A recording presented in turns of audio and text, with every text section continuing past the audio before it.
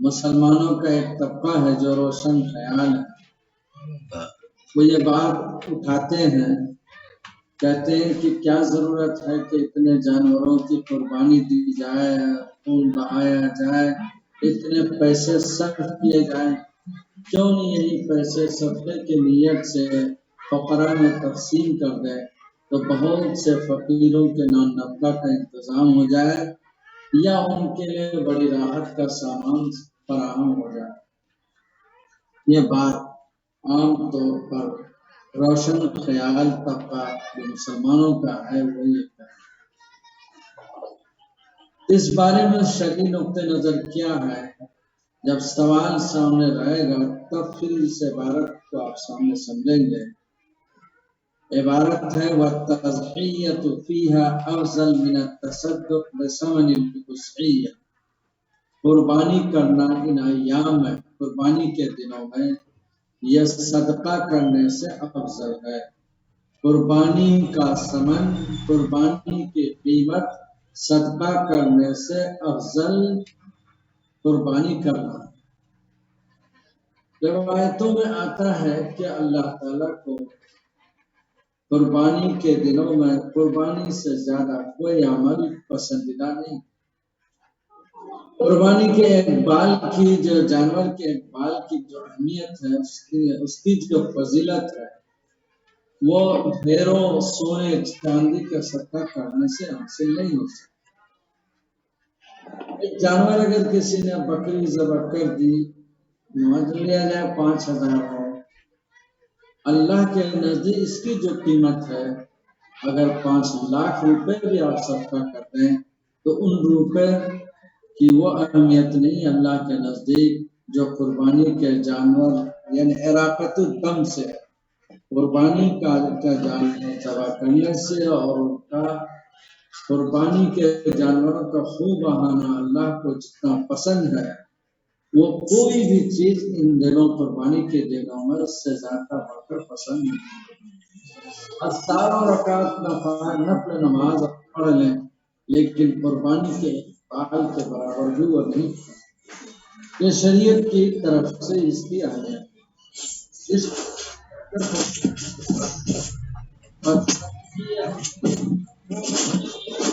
قربانی کرنا ایام الأضحیہ فیہا اے فی ایام الأضحیہ، قربانی کے دنوں میں کرنا موبائل کر یہ تو ایسے ہی 60 بھی نہیں ہے۔ نجم الحسن کے بھائی دونوں مائک بند کر لیں۔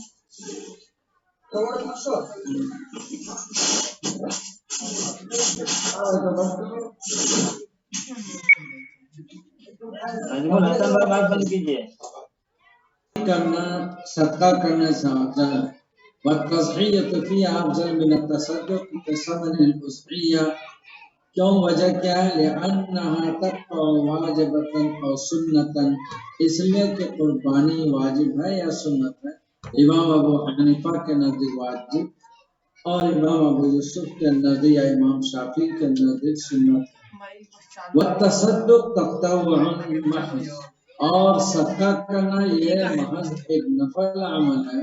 فتفضل علیہ، لہذا قربانی نفل عمل سے افضل ہے، چونکہ قربانی یا تو واجب ہے یا سنت ہے، اور یہ زیادہ زیادہ نفل ہے، تطوع ہے، تو جو سنت کی ادائیگی ہوگی یا وجوب کی ادائیگی ہوگی اس کا مقام بڑا ہوگا۔ یہ فقہی نقطے ہیں۔ وَلِأَنَّهَا تَفُوتُ بِفَوَاتِ وَقْتِهَا، اور دوسری بات یہ بھی ہے کہ قربانی فوت ہو جاتی ہے وقت کے فوت ہونے سے، یعنی اگر 3 دن آپ نے قربانی نہیں کی، 3-4 دن کے بعد آپ قربانی کرنا چاہ رہے ہیں تو آپ قربانی نہیں کر سکتے۔ وہ قربانی وقت کے ساتھ ہے، اور ہر وہ عمل جو وقت کے ساتھ متعین ہو اس عمل کا اللہ کے نزدیک اور شریعت کے نزدیک زیادہ اہمیت ہے۔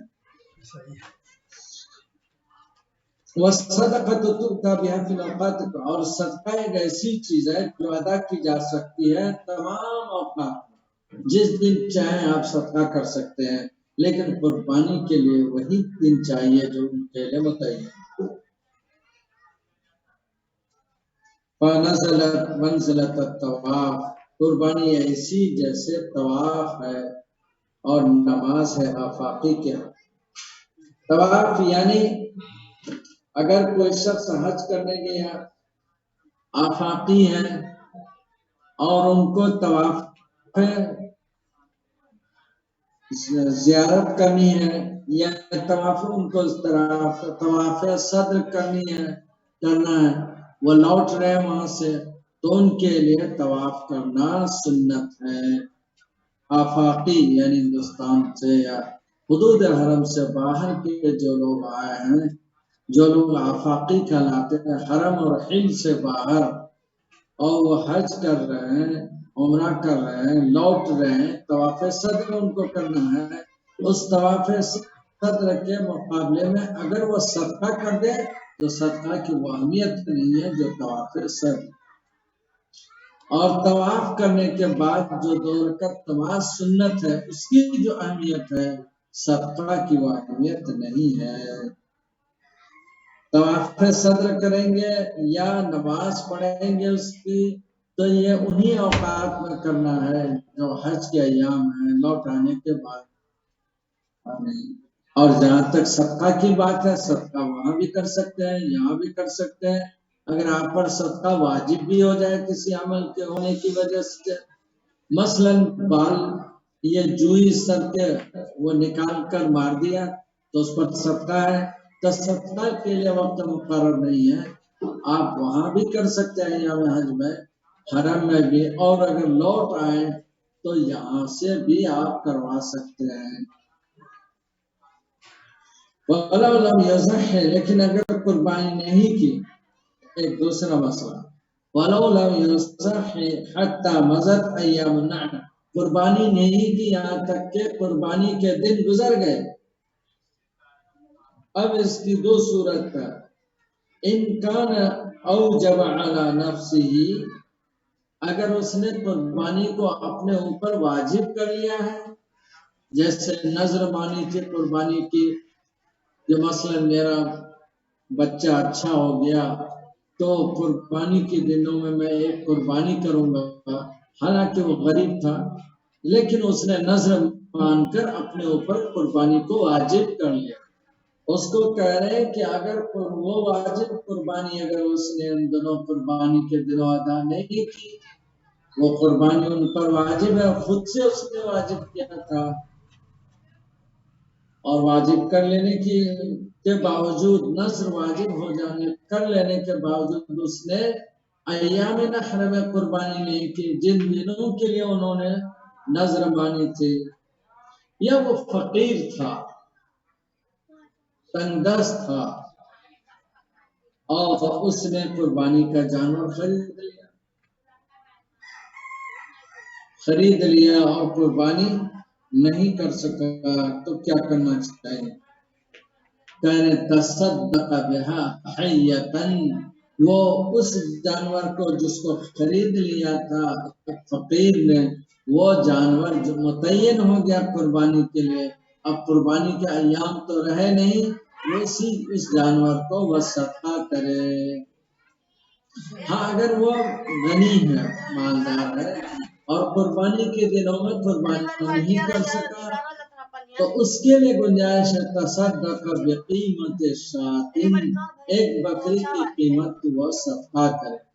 ایک مالدار آدمی ہے، شریعت کی طرف سے اس پر قربانی واجب ہے، لیکن کسی وجہ سے وہ قربانی کے دنوں میں قربانی نہیں کر سکا، تو ان کے لیے گنجائش ہے کہ ایک بکری کی بقدر قیمت صدقہ کر دے، چاہے اس نے بکری خریدی تھی یا نہیں خریدی تھی، دن گزر گئے تب بھی وہ اس کی قیمت ہی ادا کرے گا، لأنها واجبۃ علی الغنی، اس لیے کہ غنی پر یہ واجب ہے من جانب شرع، وتجب علی الفقیر بالشرع بنیت التضحیہ، اور فقیر پر قربانی واجب ہے قربانی کی نیت سے خریدنے کی وجہ سے، فقیر آدمی یعنی جو آدمی صاحب ثروت نہیں ہے، صاحب نصاب نہیں ہے، ان پر قربانی شرعاً واجب نہیں ہے، اس کے باوجود اگر اس نے کوئی بکری خرید لی قربانی کرنے کے لیے یا کوئی بھی جانور خرید لیا قربانی کرنے کے لیے، قربانی کی نیت سے خرید لینے کی وجہ سے وہ جانور ان پر واجب، اس کی قربانی واجب ہے۔ اگر ایام گزر گئے تو اسی جانور کا صدقہ کرنا واجب ہے۔ اس کے برخلاف اگر مالدار ہے، انہوں نے اپنے اوپر واجب نہیں کیا بلکہ شرع کی طرف سے اس پر قربانی واجب ہے، بس اس نے اگر بکری قربانی کے لیے خرید لی تھی یا کوئی دوسرا جانور، اگر وہ دن گزر گئے نہیں کر سکا قربانی تو ضروری نہیں ہے کہ وہ اسی جانور کو صدقہ کرے، بلکہ اس جانور کی قیمت کو صدقہ کر دے، یا ایک بکری، محض ایک بکری کی جو قیمت ہو سکتی تھی وہ قربانی کرے، وہ صدقہ کرے۔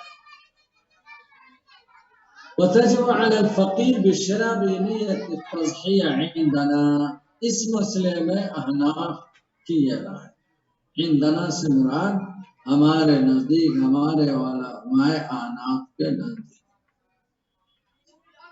امام شافعی علیہ الرحمہ کے نزدیک قربانی واجب نہیں ہے،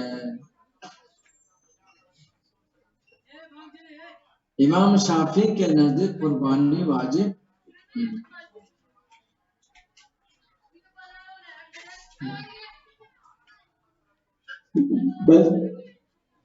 ہمارے نزدیک قربانی تو دن گزر گئے تو اب نہیں کرنا ہے بلکہ اس کی قیمت کریں گے۔ امام شافعی علیہ الرحمہ کے نزدیک، اس جگہ تھوڑے ٹھیک کر لیجئے، امام شافعی علیہ الرحمہ کے نزدیک چونکہ قربانی کا جانور خرید لیا تھا، اب اسی جانور کو صدقہ کرے جس طرح فقیر صدقہ کرتا ہے۔ فقیر پر جیسے وہ جانور متعین ہو گیا، ذبح نہیں کر سکتا قربانی کے دنوں میں، تو بعد میں اسی جانور کو جس طرح وہ صدقہ کرے گا، یہی بات امام شافعی مالدار کے بارے میں بھی کہہ رہے ہیں کہ مالدار پر اسی جانور کو جو قربانی کی نیت سے خرید لیا تھا اسی کو صدقہ کرے۔ فَإِذَا فَاتَ الْوَقْتُ، اگر وقت گزر جائے، يَجِبُ عَلَيْهِ التَّصَدُّقُ إِخْرَاجًا لَهُ عَنِ الْعُهْدَةِ، جب وقت گزر گیا تو اس پر صدقہ واجب ہے ذمہ داری سے نکلنے کی۔ قربانی کی ذمہ داری جو ایک صاحب ثروت پر، غنی پر، صاحب نصاب پر شریعت کی طرف سے واجب ہے، اگر وہ وقت کسی وجہ سے گزر گیا نہیں کر سکا تو اب اس ذمہ داری سے، وجود کی ذمہ داری سے نکلنے کے لیے اس پر صدقہ ہے۔ احناف کو کل جمعتی، جیسے کہ جمعہ فوت ہو جائے تو قضا بعد فواتها ظہرا، اگر جمعہ فوت ہو جائے تو ظہر کی نماز ادا کی جائے گی، جمعہ نہیں۔ والصوم بعد العجز فدیہ، اسی طرح اگر آدمی عاجز ہو گیا اور روزہ اس پر قضا تھا، اب اس لائق نہیں رہا کہ روزہ رکھ سکے تو اس پر فدیہ واجب ہے۔ لہذا اسی طرح جس آدمی نے قربانی کا جانور خریدا تھا اور وقت گزر گیا نہیں کر سکا، تب اس جانور کا ذبح کرنا یا اس کی قربانی کرنا احناف کے نزدیک واجب نہیں بلکہ صدقہ واجب۔ یہاں تک تو یہ مسئلہ ہے۔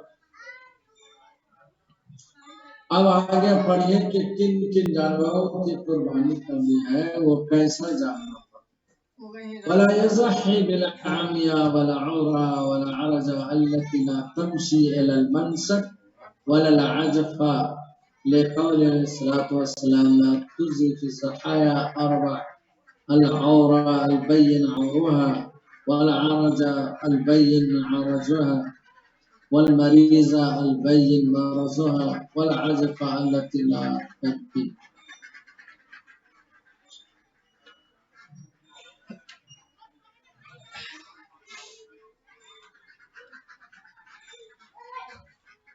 قربانی نہیں ہوگی اندھے جانور کی، یعنی جس کی ایک آنکھ نہ ہو، کانا کی، یا دونوں آنکھ سے محروم ہو اس کی قربانی نہیں ہوگی۔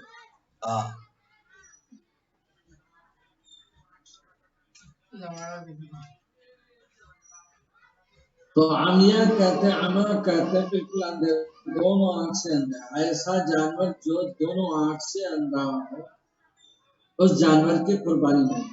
عورہ جو ایک آنکھ سے اندھا ہو جس کو کانا کہتے ہیں، تو نہ اندھے کی قربانی جائز ہے نہ ہی کانے کی اور نہ ہی لنگڑے کی۔ العرجہ التي لا تمشي، ایسے لنگڑے جو چل نہ سکتے قربانی گاہ تک، والعجفہ اور نہ ہی جو کمزور ہو لاغر ہو۔ یہ مسئلہ حدیث نبی سے ہے، لا تجزی فی الضحایا اربع، قربانی میں 4 جانور کافی نہیں، درست نہیں۔ کون؟ عورہ البین عورہ، یعنی کانا جس کا اندھا پن ہونا واضح، العرجہ یعنی لنگڑا، والمریضہ جو بیمار ہوں، بین مرضہ، والعجفہ کمزور، التي لا تمشي جو چل ہی نہ سکے۔ ولا تجزی مقطوعۃ الاذن والذم، اسی طرح جائز نہیں ہے جس کے کان کٹے ہوں یا دم کٹی ہو۔ اذن کے بارے میں ہے، اذن کے بارے میں ہے جو کان کٹا ہو۔ اذن حضور کے اس قول کی وجہ استشرف العین والاذن، خوب تلاش کر لو، ڈھونڈ لو، دیکھ لو، آنکھ تو گڑبڑ نہیں ہے، کان تو کٹے نہیں ہیں، اطلبوا سلامتہ، یعنی یہ دیکھ لو کہ جانور صحیح سالم۔ اما الدم، جہاں تک دم کی بات ہے، فلعنہ عضو کامل، مستقل ایک عضو ہے، مقصود بھی ہے، فصار کالاذن، یہ کان کی طرح۔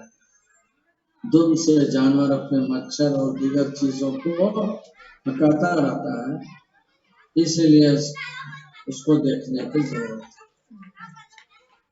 ولا ای لا تجزی، کافی نہیں ہے وہ جانور، التی ذهب اکثر اذنها وذنبها، جس کے کان اکثر چلے گئے ہوں، ضائع کٹے ہوئے ہوں یا دم کٹی ہو۔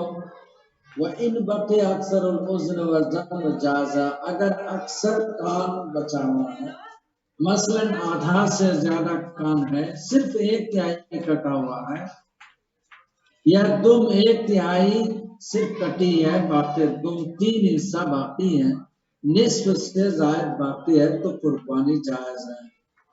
لأن للأکثر حکم الکل، اس لیے کہ اکثر کو کل کا حکم دیا جاتا ہے، بقاءً و ذہابًا، رہنے میں بھی اور جانے میں۔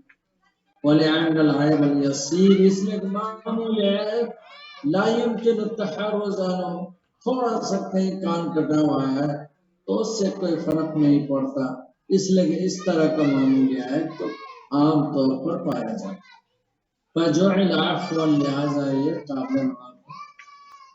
واختلفت الروایت عن ابی حنیفہ فی مقدار الاکثر، اکثر کے بارے میں امام صاحب سے مختلف روایتیں ہیں کہ اکثر سے کیا مراد ہے، نصف باقی ہو یا نصف سے زائد باقی ہو، 2/3 باقی ہو۔ مثلا کان کو 6 حصوں میں تقسیم کریں گے، نصف حصہ 3 ہوا، 3 باقی ہے، اور 2/3 کا مطلب 4 باقی ہے۔ 1/3 کا مطلب ہے کہ 6 حصے میں صرف 2 ہی حصے باقی، 1/3۔ تو اکثر کیا ہے؟ جامع صغیر، جامع صغیر میں امام صاحب سے منقول یہ ہے کہ وَإِنْ قُطِعَ مِنَ الذَّنْبِ أَوِ الْأُذْنِ أَوِ الْعَيْنِ أَوِ الْإِلْيَةِ الثُّلُثُ أَوْ أَقَلَّ أَجْزَأَ، اگر دم میں سے یا کان میں یا آنکھ میں یا پیچھے کے کولہے میں سے 1/3 یا اس سے کم کٹا ہو تو اجزا ہو، تو یہ قربانی جائز ہے، کافی۔ وَإِنْ كَانَ اکثر، اور اگر 1/3 سے زیادہ کٹا ہو تو لم يجوز، جائز نہیں۔ یہ جامع صغیر کے بعد جامع صغیر سے معلوم ہوا 1/3 سے اگر زیادہ کٹا ہوا ہو تو اس کی قربانی نہیں ہوگی۔ اب 1/3 سے زیادہ کا کیا مطلب ہوا کہ ایک دو میں اس کے 6 حصے اگر کر دیا جائے یا کان کے 6 حصے، تو 2 حصے سے اگر زیادہ کٹا ہوا ہو تو 1/3 سے زیادہ ہوگا، اور 1/3 سے زیادہ کٹا ہونا جامع صغیر کے عبارت کی روح سے اکثر کا کٹ جانا ہوا، لہذا اس کی قربانی نہیں ہوگی۔ وَإِنْ كَانَ اکثر لم يجوز لأن الثلث تنفذ فيه الوصية من غیر رضا الورثہ، اس لیے کہ ایک ثلث، ایک استدلال کر رہے ہیں کہ ایک ثلث کیوں معفو عنہ ہے، تو کہیں اس لیے کہ ایک ثلث میں وصیت جاری ہوتی ورثہ کی رضامندی کے بغیر۔ کیا مسئلہ ہے کہ اگر ایک شیخ، مان لیا جائے شیخ بقاولہ تھے، انہوں نے مرض الموت میں یہ بات کہی کہ میری جائیداد کا 1/3 حصہ فلاں کو دے دیا جائے، میرے ایک شاگرد کو، ٹھیک ہے، وصیت کر دی۔ تو اب اس کے بعد میں ان کی جائیداد کے 3 حصے میں سے ایک حصہ تو وصیت میں چلا گیا، ایک حصہ کا وصیت میں جانا، اس کا مطلب ہے 1/3 ہٹ جائے تو وراثت نہیں جائے گی۔ لیکن اگر کوئی شخص آدھا مال، آدھی جائیداد وصیت کر دے، ورثہ کی اجازت کے بغیر وہ وصیت نہیں ہو سکتی، وصیت نہیں ہو سکتی، کیونکہ 1/3 سے زائد کو ہونا یہ اکثر میں داخل، یہ استدلال کیا ہے، یہ جامع صغیر۔ فَاعْتُبِرَ قَلِيلًا، لہذا 1/3 کو قلیل مانا جائے گا، وَفِيمَا زَادَ، اور 1/3 سے زیادہ کو کثیر مانا جائے گا، لَا تَنْفُذُ إِلَّا بِرِضَاهُمْ، اور یہ وصیت جاری نہیں ہوگی مگر ورثہ کی اجازت سے۔ فَاعْتُبِرَ كَثِيرًا، لہذا 1/3 سے زائد کو کثیر مانا جائے گا۔ وَيُرْوَى عَنْهُ الرُّبُعُ، امام صاحب سے ایک روایت 1/4 کا ہے، یعنی 1/4 اگر کٹا ہوا ہو، مثلا کان میں سے یا دم میں سے یا کسی اور میں سے، تب تو یہ قلیل ہے، اور 1/4 سے زیادہ کٹ جائے تو یہ کثیر ہے، یہ بھی امام صاحب سے مروی ہے۔ لأنه يحكى حكاية الكمال على ما مر، کہ 1/4 بھی کبھی کبھی نمائندگی کرتا ہے کمال کا، جیسا کہ نماز کے مسئلے میں ہے۔ نماز کے مسئلے میں کیا ہے، کہہ رہے ہیں کہ وضو کریں گے مسح راس، 1/4 بھی کل کے درجے میں ہے، ایک مثال یہ بھی دی۔ وہی الثلث، اور یہ بھی روایت ہے 1/3، لقول علیہ السلام فی حدیث الوصیہ الثلث والثلث کثیر، حضور کی یہ روایت ہے کہ وصیت کے بارے میں کہ ثلث بہت ہے۔